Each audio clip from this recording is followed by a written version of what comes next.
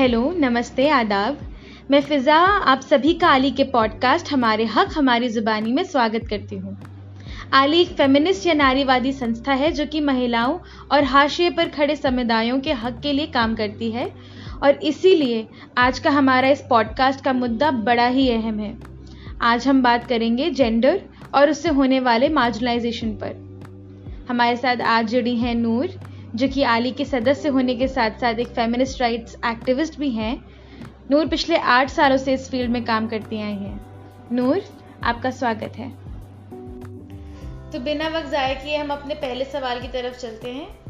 नूर, क्या आप हमारे लिसनर्स को बता सकती हैं कि हम जेंडर इस टर्म से क्या समझते हैं? सामान्य बोलचाल की भाषा में अगर समझें तो जेंडर किसी व्यक्ति को सोशल और कल्चरल रूप से दी गई एक पहचान है।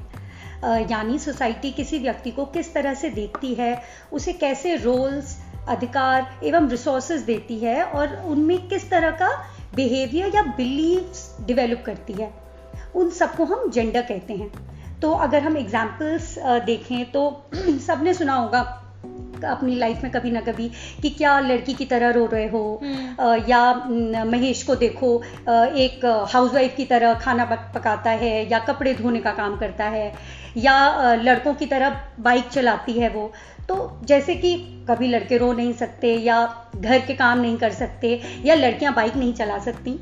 तो ये वो रोल्स हैं जो किसी व्यक्ति के लिए सेक्सुअल पार्ट्स, जिनको हम लिंग कहते हैं, उनके आधार पे बना दिए गए हैं। यह पहचान इन्फ्लुएंस करती है कि लोग खुद को और दूसरों को कैसे देखते हैं, वे कैसे कार्य करते हैं, बातचीत करते हैं और कैसे सोसाइटी में पावर और रिसोर्सेज का डिस्ट्रीब्यूशन होता है।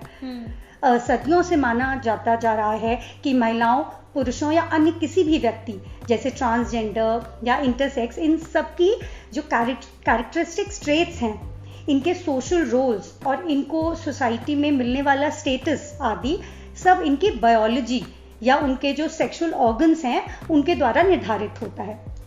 और जब हम मान लेते हैं कि किसी की बॉडी या बॉडी पार्ट्स की वजह से स्त्री पुरुष, मतलब महिलाएं और पुरुष में अंतर है या किसी भी तरह की ऊंच नीच है, तो स्त्री पुरुष की असमानता नॉर्मल और नेचुरल बन जाती है ना। और उसे दूर करने के लिए कुछ करने की ज़रूरत भी नहीं होती क्योंकि ये तो नेचुरल है। तो पर क्योंकि ऐसा नहीं है और आज के ज़माने में या आजकल जेंडर का शब्द इस्तेमाल महिला, पुरुष और अन्य जेंडर आइडेंटिटीज़ वाले व्यक्तियों की ज़मीनी एवं सामाजिक सच्चाइयों को समझने के लिए किया जाता जा रहा है। कि मतलब वो सोशल नॉर्म्स, राइट। ठीक है। तो इसी से दूसरा सवाल ये है मेरा कि जेंडर, सेक्स और सेक्सुअलिटी में क्या अंतर है?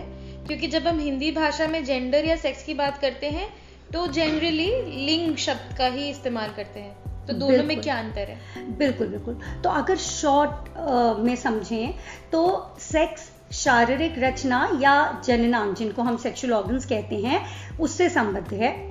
जेंडर इस बारे में है कि आप अपने बारे में क्या महसूस करते हैं और सेक्सुअलिटी इस बारे में है कि हम किसके प्रति सेक्सुअली अट्रैक्टेड हैं। तो अब इसको अगर थोड़ा डिटेल में समझें तो हमारे जेनाइटल्स या जननांग के अलावा हमारी बायोलॉजी के कई अन्य पहलू भी हैं जो किसी व्यक्ति का सेक्स या लिंग निर्धारित करते हैं, जैसे क्रोमोसोम्स XX, XY या गोनाड्स, जिनको हम टेस्टिस या ओवरीज कहते हैं, हार्मोन्स, टेस्टोस्टेरोन, एस्ट्रोजन, गैमेटीज जिसमें स्पर्म्स या ओवा आते हैं, और सेकेंडरी सेक्स कैरेक्टरिस्टिक्स जैसे कि बाल होना शरीर पे या फैट का, मोटापा का डिस्ट्रीब्यूशन होना शरीर में, या आवाज़ में बदलाव जो होता है। तो हमारा सेक्स इन सभी डिफरेंट बॉडीली कैरेक्टरिस्टिक्स का एक कॉम्बिनेशन है। ठीक है, इनमें से अधिकांश चीज़ें हमें दिखाई भी नहीं देती हैं और जन्म के समय तो इनमें से और भी कम लक्षण दिखाई देते हैं।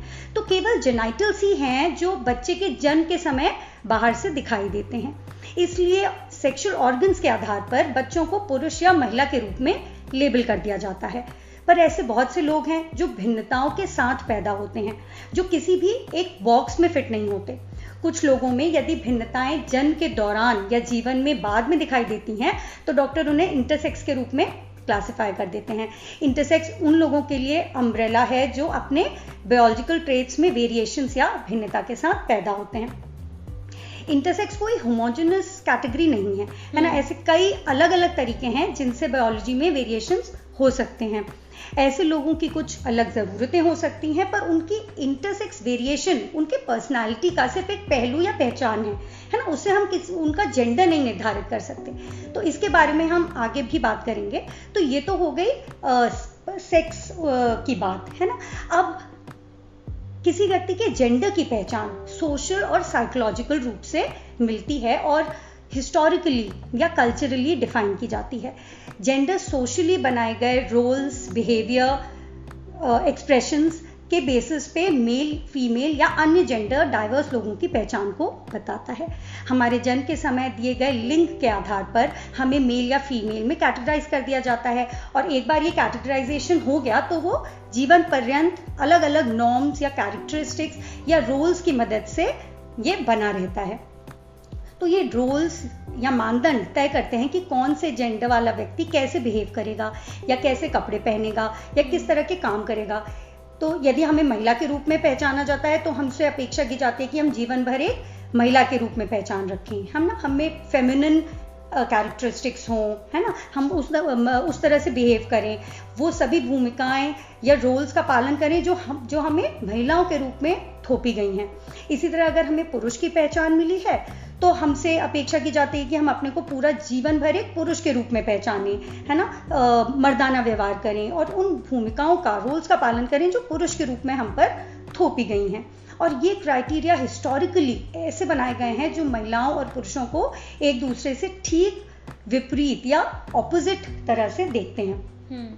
तो ये हो गया जेंडर। अब हम सेक्सुअलिटी को समझते हैं। तो सेक्सुअलिटी एक अन्य व्यक्तिगत पहचान है जो बताता है कि आप वर्तमान में, प्रेजेंट में सेक्सुअली, इमोशनली, इंटेलेक्चुअली और रोमांटिकली किसके प्रति आकर्षित होते हैं। कुछ कॉमन टर्म्स जो सेक्सुअलिटी से जुड़े हैं वो हैं लेस्बियन, गे, बाइसेक्सुअल, पैनसेक्सुअल, क्वियर या अन्य कोई भी पहचान। तो लेस्बियन उन महिलाओं को कहते हैं जो महिलाओं को पसंद करती हैं, गे उन पुरुषों को बोलते हैं जो पुरुषों को पसंद करते हैं, बाइसेक्सुअल वो हैं जो दोनों स्त्री और पुरुष को पसंद करते हैं, पैनसेक्सुअल हैं जो किसी भी जेंडर आइडेंटिटी के साथ रिलेशनशिप बनाने में कंफर्टेबल होते हैं, और क्वियर एक अम्ब्रेला टर्म है जो नॉन हेटेरोसेक्सुअल लोगों के लिए यूज होता है। तो मैं उम्मीद करती हूँ इससे क्लियर हुआ होगा कि इन तीनों टर्म्स में क्या डिफरेंस है। बिल्कुल नूर, काफ़ी सरल भाषा में और अच्छे से आपने समझाया।